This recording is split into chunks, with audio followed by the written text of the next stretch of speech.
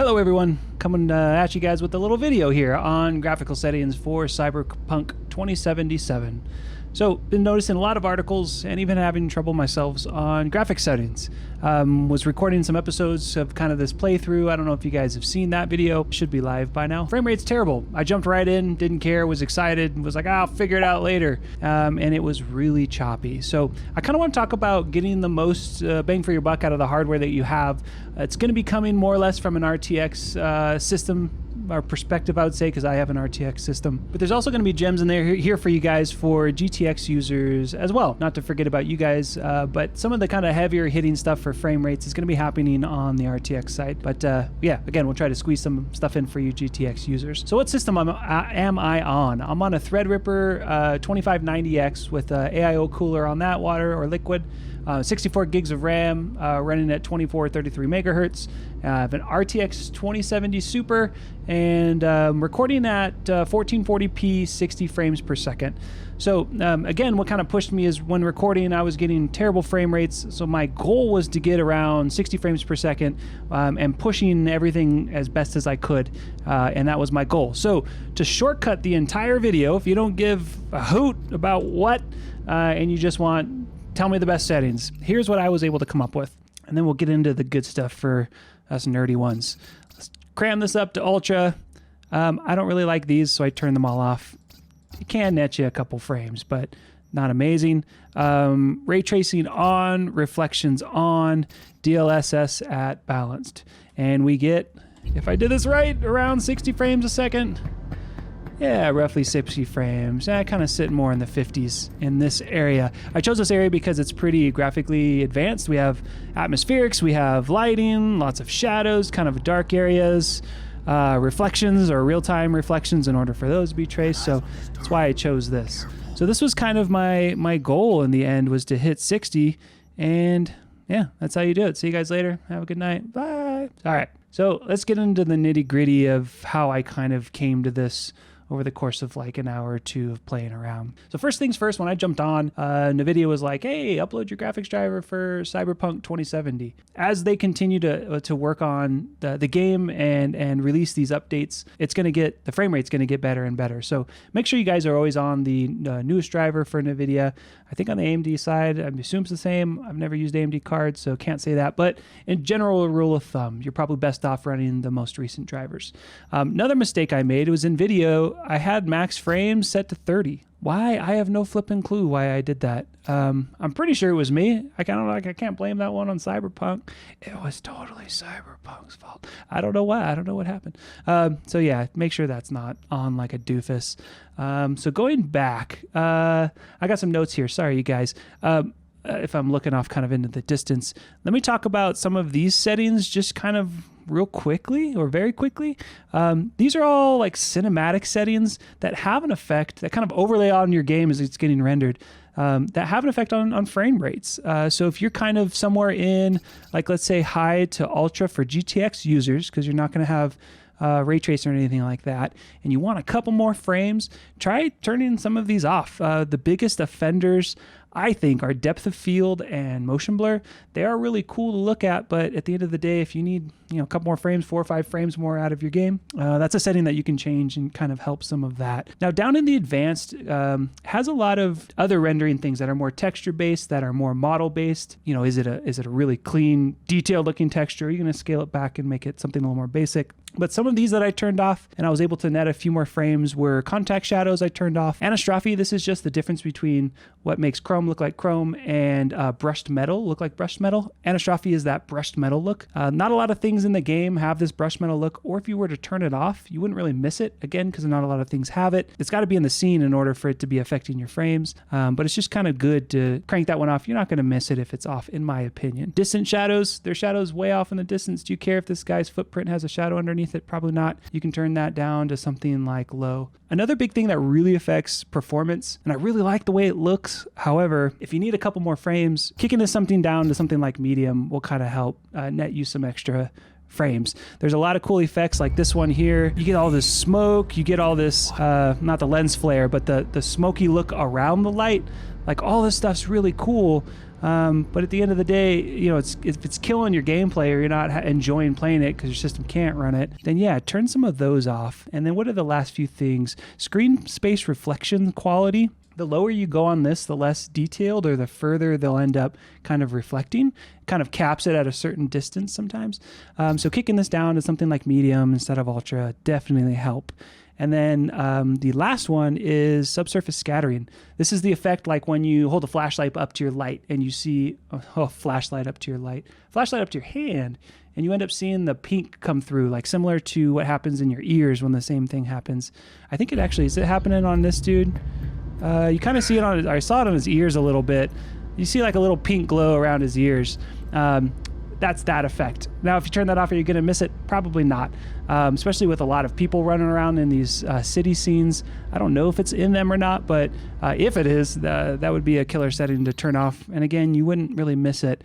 And that's kind of the settings that I think you could turn off and not really miss it. They're turning off all post-processing effects, contact shadows, anastrophe, distant shadow resolution, volumetrics, screen space reflections, and subsurface scattering.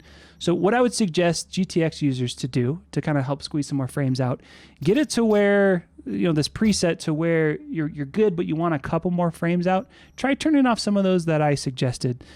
See if some of that kind of helps boost your frames a little bit, kind of get you where you need to be. So that's it for GTX users. After that, you guys are kind of stuck. The heavy hitting stuff is actually on the RTX side of things. So moving along to RTX users, the biggest push in frames really comes from DLSS in this game. I had it off and on at certain times as I was trying to record. Didn't really, again, spend so much time and figure out what the heck I was doing. Found out afterwards, holy crap, you can almost double your frame rate by adding a smidge of DLSS.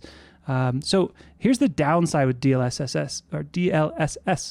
What it does is it takes, I'm running at 1440p at 60 frames, right?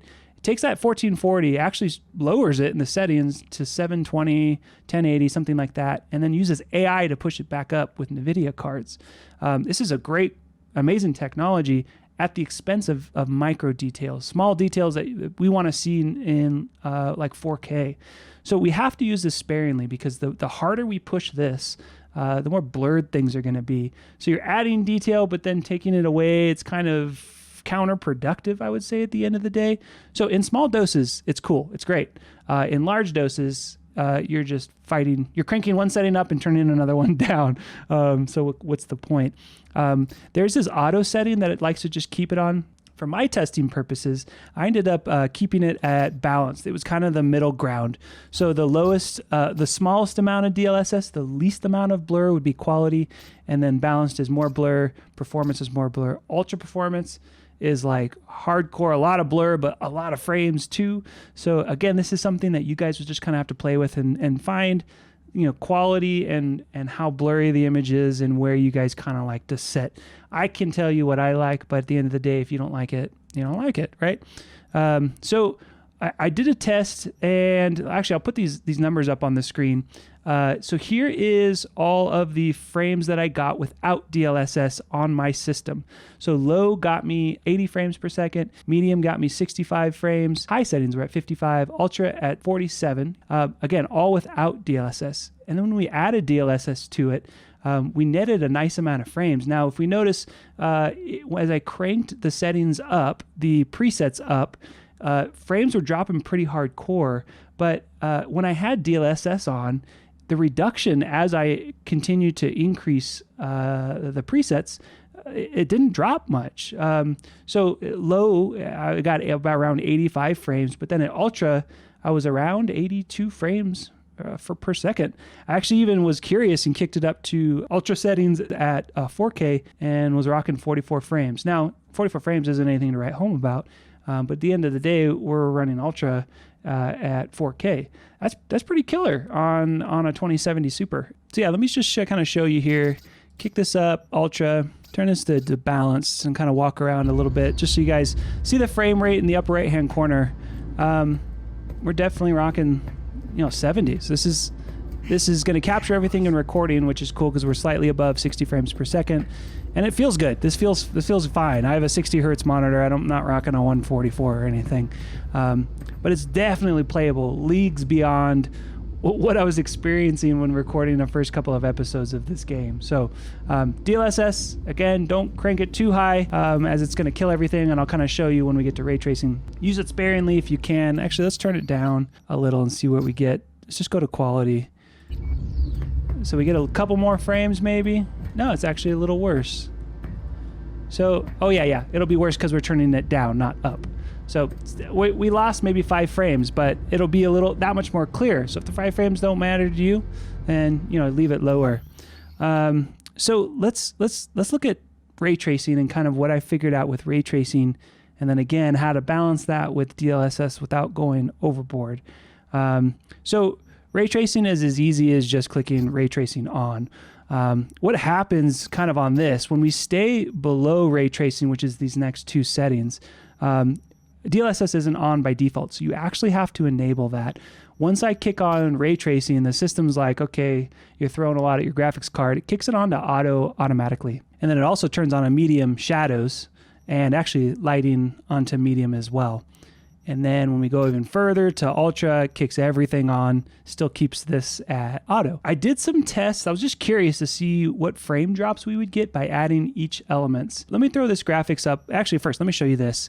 I went down to just medium settings and kicked this on to balanced, and then just turned ray tracing on, left it like this, and I got roughly 83 frames when running around this test. Then I wanted to just kind of add each of these elements on to see what reductions I got. So showing in the graphic here, we have shadows dropped from my frames from this base 83 to 46 frames. And it was actually the least intensive process of real-time ray tracing for this game. It's not going to be the same for every game. The next was actually reflections that came in that dropped my frames down to 40 frames by just having those on alone. And then I started playing with lighting. As you guys can see, medium, my frames dropped to 36. I turned medium up, or turned lighting up again to ultra, 32 frames. Lighting at psycho, 29 frames. Then I just went haywire and turned everything up all the way. And again, this is with DLSS on balanced and got 22 frames, which is not great by any means. I wouldn't play it like that, that's for sure. But it was interesting just to see, shadows was the least expensive on your graphics card. Expensive is in like rendering or taxing, I would say, on your card. Reflections was next. Lighting was the most intensive thing, you can do on your card. In my opinion, for those of you that know me, I've been a 3D artist for the last 8-9 years, getting into real-time ray tracing on the art side of things. Reflections seem to be the best bang for your buck. And in this case, in CyberPunk, the lighting is actually really great. I don't see a great benefit from turning on shadows or lighting. The most benefit I think I'm going to see from this game, from my opinion as a 3D artist, is reflections. And it happens to be kind of the middle ground effect, taxing rate, right? You're not the high tax bracket, but you're not the lowest tax bracket. And that's kind of how I ended up at my settings that I really liked. So again, shadows and lighting are off. Reflections are on, DLSS at balanced. And actually this needs to be kicked up to ultra. And yeah, DLSS balanced. And that should get us again around that base, pretty close to 60. Depends on kind of what you're looking at. Now it's sitting at 50s, maybe because graphics card and things have heated up at this point. So yeah, that's kind of introducing ray tracing. We need a little bit of DLSS at this point to try to help things out. Maybe in the future, as graphics drivers get optimized and the game gets optimized with more updates, this might even get better as time goes on. I know ray tracing is still kind of in its infancy as far as games go. So I hope this helped you guys. I hope this helps kind of demystify some of the settings here in CyberPunk, gives you guys a better gaming experience. If you have settings that you like to change or things that you found that have helped you with FPS, aside from the obvious, buy a 3080 Ti, which is not available anywhere, throw it down in the comments. I'd love to hear it. I'm sure other gamers would love to hear that as well. Drop me a like if this helped you. Subscribe for more CyberPunk content and gaming content moving forward. We're kind of trying to work on a lot of good stuff here for you guys just to kind of binge watch and enjoy. Again, DataPunk here, or DataByte here, DataPunk. Hopefully we'll see you guys in the next one. Have a good night.